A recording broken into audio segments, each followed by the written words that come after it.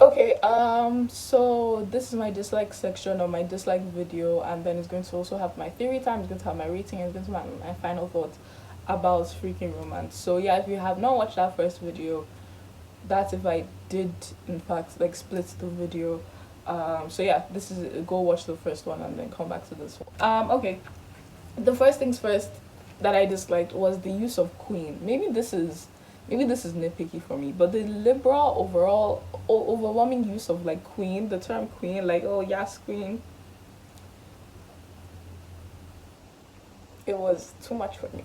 It was too much for me. It felt very cringe.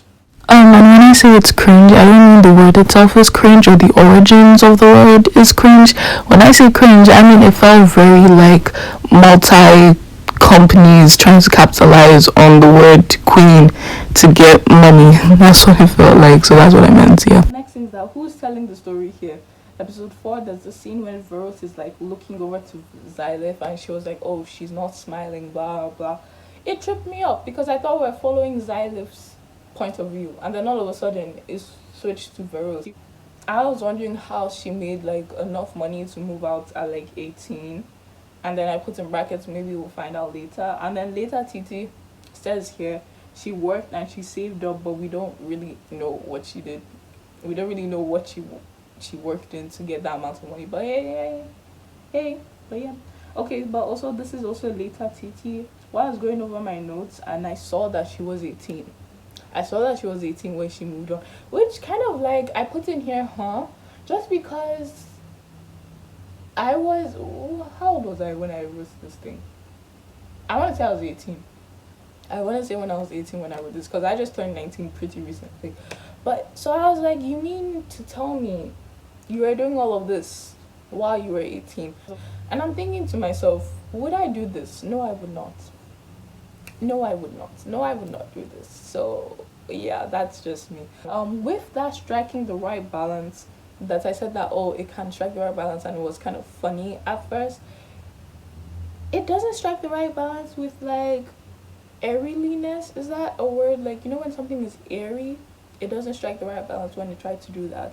Like like when we get like the last tenant telling the story about what happened to the roommate and whatever, and we see the Microsoft Word like font like thrillerish like thing, and the word dangerous dripping in red, and I assume supposed to be dripping in blood.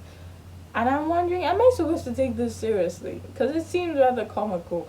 Am I supposed to take it serious? I'm not sure in episode 5 because of episode 6 when the ghost got scratched. I'm talking about Zelen. When he got scratched by the cat, and Xylith described him as being ready to murder, and he and her were both like drawn with the extra detail, so you could see the expressions really well, and he looked really scared with those like piercing like green eyes, and her looking scared of him, of his reaction to being scratched by her cat. All that happened, and then it would be in between scenes of comical scenes with those comical big saucer like eyes, and I'm thinking, am I supposed to take any of that seriously? Am I supposed to take any of that seriously? Again, with her finding out that he could see her, and she's like, why? And he's like, why is your cat gone? Why is your cat gone? Why do you have an exit plan? What's in your pocket? Like, am I supposed to find him menacing? Am I supposed to find any of this situation? Is this supposed to be menacing? Is this supposed to be scary? Because you have not created the right balance of that to be scary. Same with blood and violence in episode 49. It's like, oh, is this where we are? What genre are we in? I'll talk about this later in my final thoughts. But yeah, also future TT. In between this, I started reading like My Deepest Secrets. I read like a few chapters of it, and I hope I don't regret my words. But like, I think that's a good example of like striking the right balance between like comedy and like something that's supposed to be scary-ish or like thriller-ish. You know what I mean? So I think that's a good example. So the next thing is that, and this is really nitpicky, guys. This is really, I went on a whole ass tangent, but this is really nitpicky. So tell me I'm wrong. I'm just going to read this word for word. The mechanics of her leaving the door open in episode 5.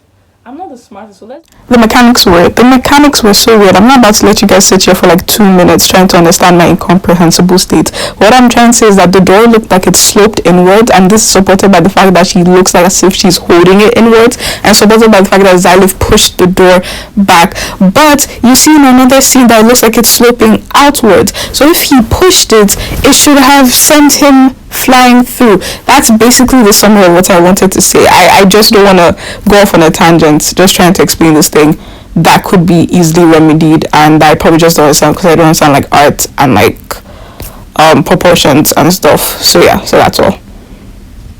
But yeah. So the next thing is that 5 years. Come on, don't be dramatic. Blah blah. So this was when this was when Varus was like, oh, I'm leaving, I'm going, blah blah. And I was like, you guys don't get dramatic. It wasn't that deep. You can call, you can FaceTime, you guys can visit each other still. Like, it's chill, chill. The next thing is that the way the fight escalated in episode 50, I'm not sure how realistic that was. It was realistic how it started, but like all of a sudden, everyone's a fighter. Everyone's like, everyone's a fighter. Varus is a fighter. What's his name? Zelen's a fighter. I was like, oh, okay, let's all chill. But yeah, like I said, that whole genre switch, because all of a sudden got really like bloody. You know what I mean? But yeah, next thing is that I need to evaluate my like for Xylith. I need to. This was, like I said, everything's done as it's happening. I needed to evaluate my like for Xylith because I do like her. It's just the things she does, they get me annoyed. They get me annoyed. Ogling and Zealand changing, that felt morally wrong to me. I just felt like, why are you looking at him while he's changing? You think that he doesn't know that you're there. You know what I mean? Even though he knows that she's there, you know what I mean? But you don't know that he knows that you're there watching it. So it was just weird to me. It's like, stop watching him. Can you chill? Unabashedly, this babe was watching him. I was like, chill. Let's not do that. Next thing is being jealous of Zealand and Varus like touching each other. And the timing of it really struck me. It was like, why? It just really annoyed me. I was like, what's going on here? Like, I understand that I guess it's like two of my friends and they're doing all of that stuff, but it wasn't that deep. I just kind of felt unneeded. Like, we already have established like a complicated love triangle. No need for Xylith to try and establish feelings of like jealousy and everything. Like, it was just such a weird moment and in such a weird way. They were legit asking if each other was alright. I'm talking about Zealand and Varus. They're just asking if each other were alright because, you know, they were bloodied and bruised after trying to help / protect what's her name, Xylith. So the way I see it, she had like 3 chances to be jealous at jealousy appropriate times. The first time that she was able to be jealous, in my opinion, was with Zealand, and when he was in the kitchen and that girl was in the kitchen only wearing the apron. Like, we can try and dismiss that for being them not even acknowledging that they existed. You know what I mean? Like, they didn't know that Zealand knew that she existed and that she knew that he existed, but Xylith didn't know that he knew that the other existed. So yeah, I can excuse that. I can be like, well, but I was like, you could have been jealous then. You could, but maybe it's too early. It's too early. Fine, let's go to the next one. Second chance was with Varus. A girl legit, like, she came up and she kissed Varus, like, right in your presence, and you were like, well, okay, you know what I mean? That could have been your chance to be jealous. The next thing was with Zealand again during the party. Like, he came out, the same party that she was jealous with at later on, that I was like, no, why are you jealous then? The same party, he came out of the bathroom, like, lipstick imprint and like a woman leaving the store. Like, his shirt was undone, buttons are, trousers are open, like bare chest to the world. And she was like, yeah, you should get some. And I'm like, huh? That was an approach. Like, I liked her response then, but I didn't like it later on when we found out that she's being jealous at a very weird moment. We would have been jealous then. That would have been the fine moment for me to be jealous. It's okay. Like, all this to say, trying to pick an appropriate time for you to be jealous. You know what I mean? That's just me. I mean, I guess you could say, well, it doesn't make the same amount of like hit the same amount of like beats because she's not really as jealous of the other person because she doesn't know the other person, but still, I would have preferred that to that, whatever that was. The next thing here is that season 2 is my favorite season. I don't know. I don't care. I don't care. I maintain that it's the best season, followed by season one and then season three. I definitely think it's the best one, in my opinion. So the next thing is that it's a month. A month. Zealand has only known Xyloth for a month. Zealand has only known that. Like, let that sink in. Let that. It feels like it has been longer. The creator could tell me that it's been longer, and I would have believed them instantly, which is a plus. But damn, maybe I'm just wary. 4 weeks. 4 weeks is too short. It's too short to risk your life for someone else. It's too short. For someone else that it's too short to get entangled with ghosts only to realize it's some parallel universe type shit and then fall through the cracks of the parallels just to save someone. Maybe I'm just a wary person. Yeah, I think that's the situation because I guess it's a testament to just the amount of risks they were taking, I guess. Couldn't be me. Couldn't be me. The next thing is that Xyloph's comic contest thing, like what happened there? What happened there?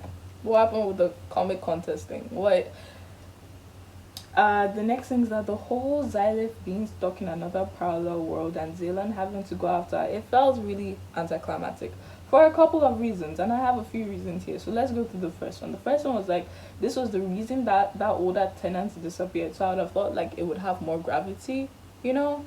The second thing is that the voice in the sky literally didn't allow them to take weapons. They were like, no, you can't take weapons. So I was getting built up, thinking like, damn, what kind of violent, entanglement, escalation are we gonna get just for us not to have it? Just for us not to have it. The third thing was that, I mean, they made a whole ass backup plan. Like, oh, Vera's coming, so and so for minutes if I'm not back. And I was really thinking, oh, shit's about to go down. You know what I mean? And I don't think I put it here, but like, another thing is that they really had like 1 hour or so to get, because they spent the most amount of the time that was available to go and rescue us, like setting up the bungee jumping to be able to go to the world.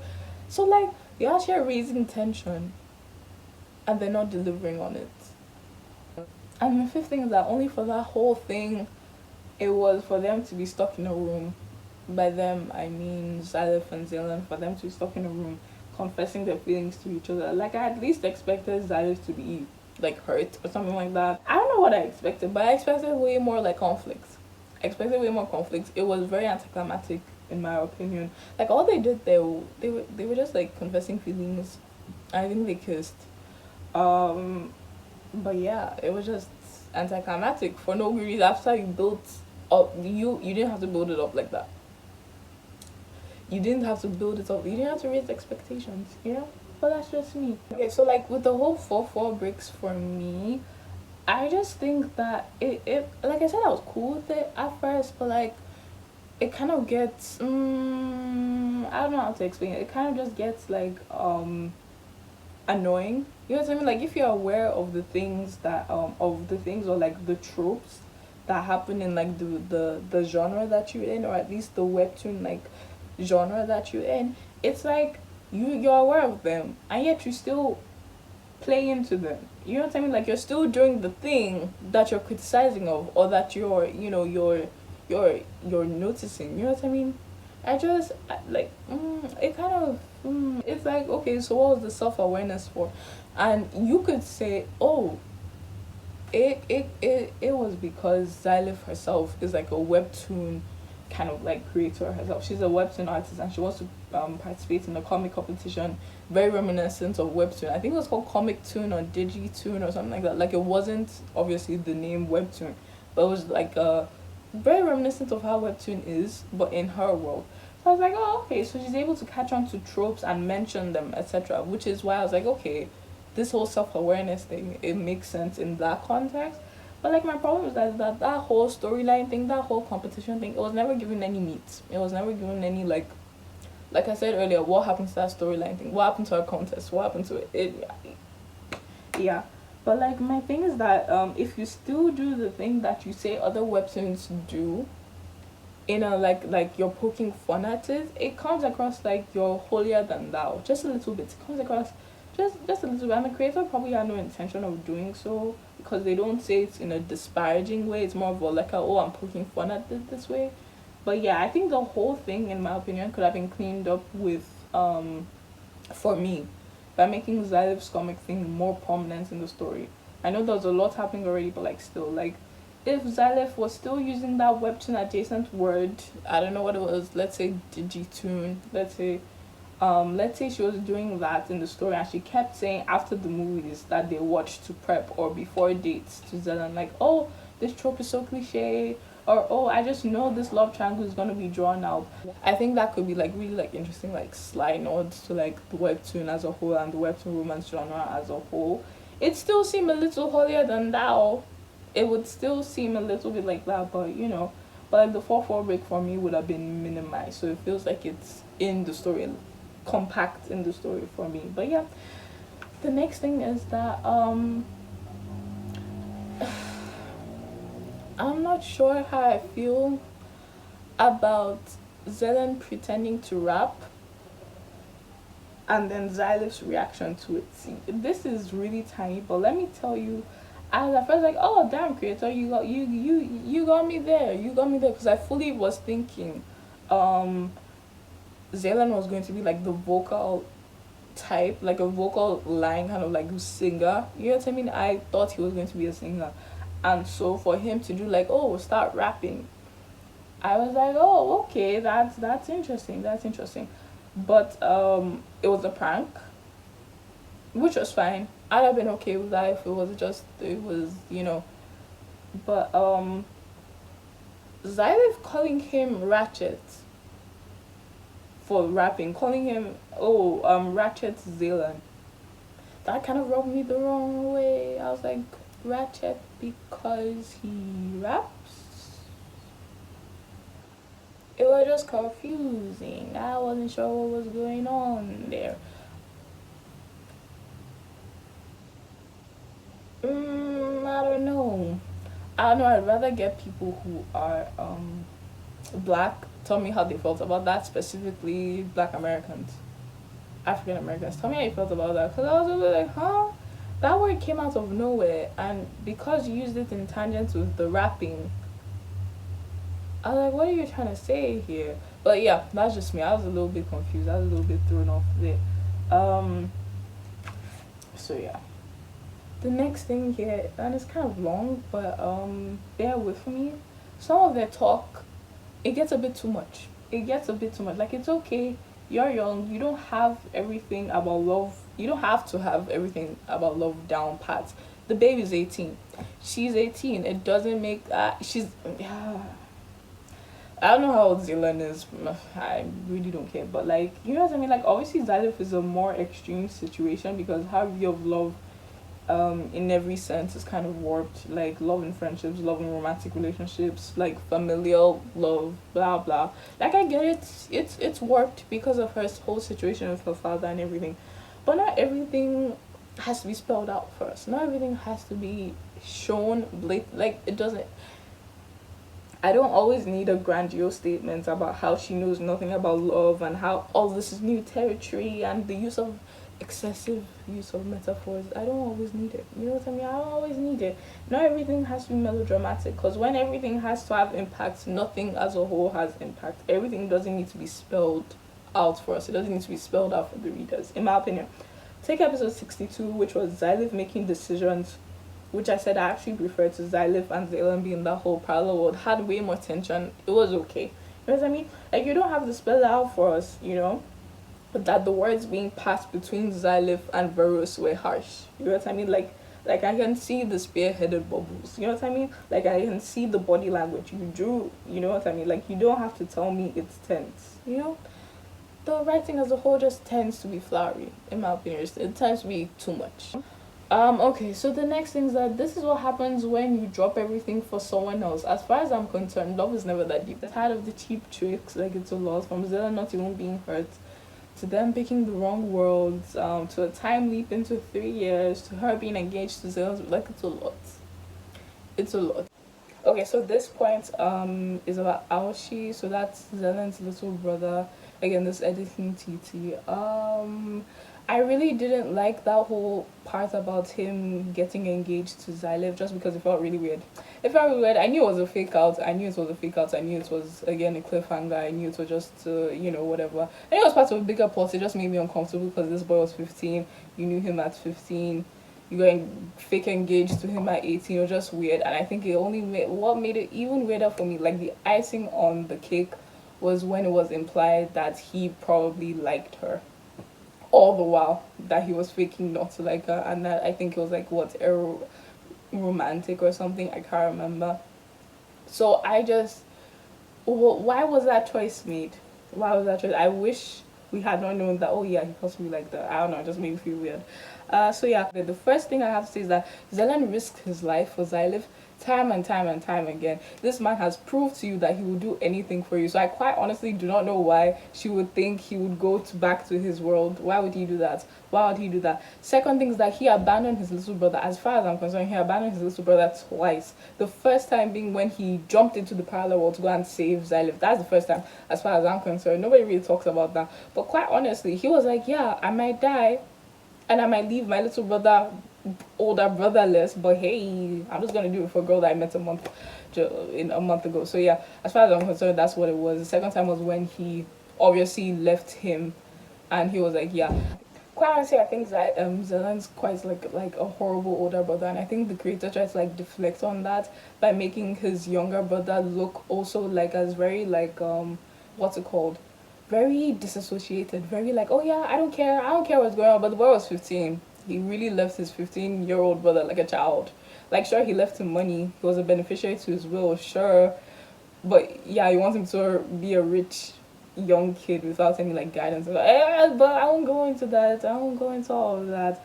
But yeah, as far as I'm concerned, he left his younger brother twice for you.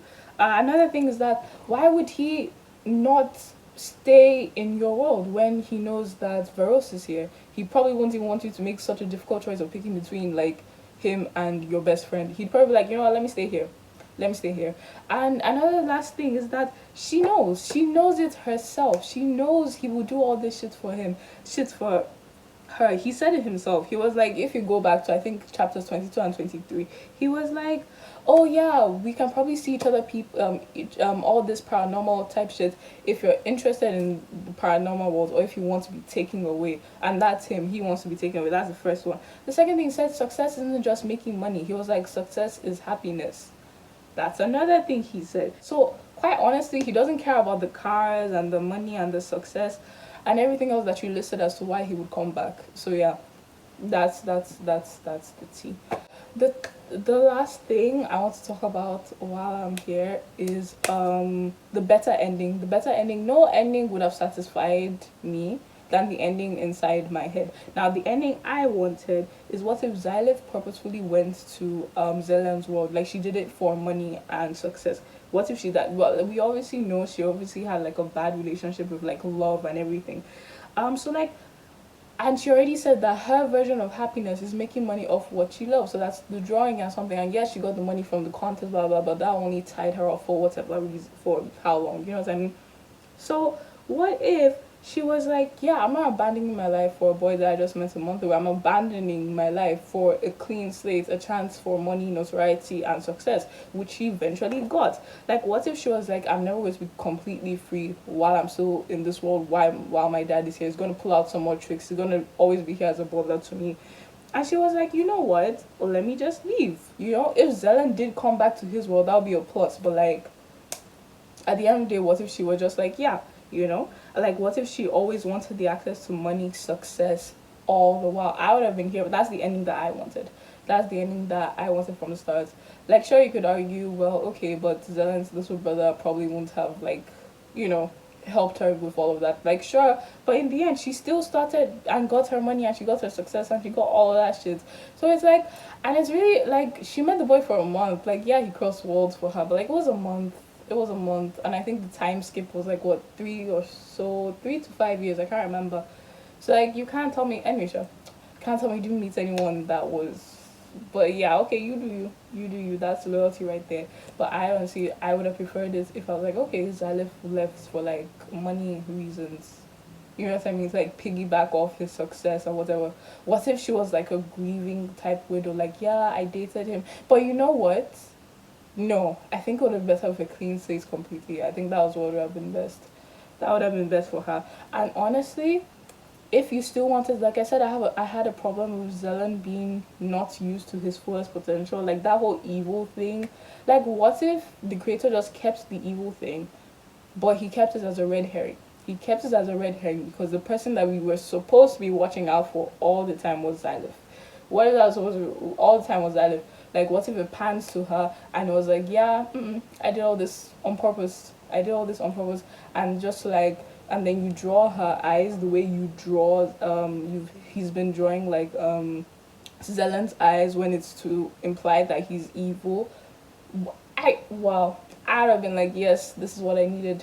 This is what I needed. This is the. I would have loved that. I would have completely loved that. So yeah, that's yeah, that's basically it. So hopefully we can make sense of all this. And yeah, another thing that I didn't like, I think this is the last point. I had to shave off a few things, but another thing that I didn't like was that whole Veros, like, this was when Xylith had come back into her world and she was like, who the hell are you, blah blah. I was a bit confused because she was so hostile to her, and I was like, maybe mild confusion would have been a better reaction. I would have preferred it was like, do I know you? I'd have preferred that other than like hostility. Yes, I know Veros is the way she is, but like, she already knew that her roommate Zelen was pining over a girl named Xylith, right? I'm pretty sure she knew that. So like that whole hostility thing, I just didn't get it. I would have preferred it was like with Xylith trying to be like, oh my gosh, hi, I've missed you.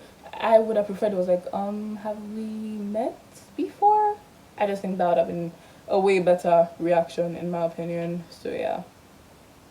So that's my dislike section done. So yeah, I'm just going to go straight into theory time. I guess this isn't really my theory, this is what's already proposed. I guess Zelen's little brother is going to do his whole rigmarole thing, oh, my whole parallel universe thing. I personally didn't really need that. Like I said in my, I think my dislike section or my like section, I can't remember. But yeah, that's what's going to happen. My score, this is between a 6 and a 7. It's a 6 on a bad day, it's a 7 when I'm feeling generous. So yeah, my final thoughts is that it's really entertaining. If you want something to entertain you, I think this is probably the series for you. It has an original premise. I would like to know other people's like reading experience with this thing, because like I said, I binged most of it like over a few hours because I was on a train. I was reading most of it. I was like, whoa. So while it felt gripping to me, I would assume that the reading experience for someone who was waiting week by week from the beginning would be way different, just because of the whole like cliffhangers and the excessive like fake outs and everything. So I want to know if that was how that experience would have been for you. So yeah, and also about the 4-4 breaks, I'm also really like, I kind of like, I talked about the 4-4 breaks before and how the creator really uses 4-4 breaks. And the thing about 4 breaks is that it really establishes like a connection with the readers. So I just thought that was very interesting. So I didn't know what to say about it. They're really like very much different than anything I've ever seen before, and I think it really like impacted on the relationship between like the creator and the readers. And honestly, with like hindsight now, whenever anything negative about freaking romance is insinuated or anything like I said, the freaking romance readers are quick to like deflect. I don't know if you guys have noticed that, but they're quick to be like, well, it's the creator's first romance webtoon, they don't even like romance, the creator doesn't like romance, he's just doing this to get a bag. Which I mean, yeah, get your bag, get your hair, get your bread and leave. But like, I just think it's a very interesting how y'all are quick to like jump to this creator's like defense. And I'm wondering if you guys are giving the same grace to every other romance writer. I wonder if you guys are giving the same grace to every other romance writer just because someone's poking fun at some romance tropes. I don't know, because romance is looked down upon. It's not my favorite genre. It's not my favorite genre, but some of y'all just be sexist. But so yeah, I'm just wondering if you guys give the same grace to other creators. So that's just me. And so yeah, in the end, I think this webtoon tries to do too much. It honestly tries to do too much. Like, there's too many genre like picking. You're trying to do everything without like mastering the things that you want to do. So it's excessive but also too little. Does that make sense? It's too little in what you're trying to do, in my opinion. So like it's the overbearing flowery writing, it's the extremes of romance on this side, then the extremes of trauma on this side, then it's the fighting and the blood and the, you know what I mean, the fighting there, and then or the sci-fi here with the whole like going to parallel worlds and this whole aliens thingies. So it's a lot going on. And I actually think that what it missed was balance. It missed a balance of things. So I think if like the drawing board, maybe if 2 3 elements were removed, I think would have been good in my opinion.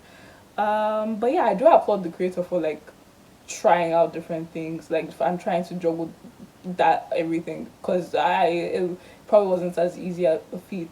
You know what I mean? And so yeah, and I also think it's really funny how the creator like Loki pokes fun at and I don't think they mean it in like a mean or disparaging way.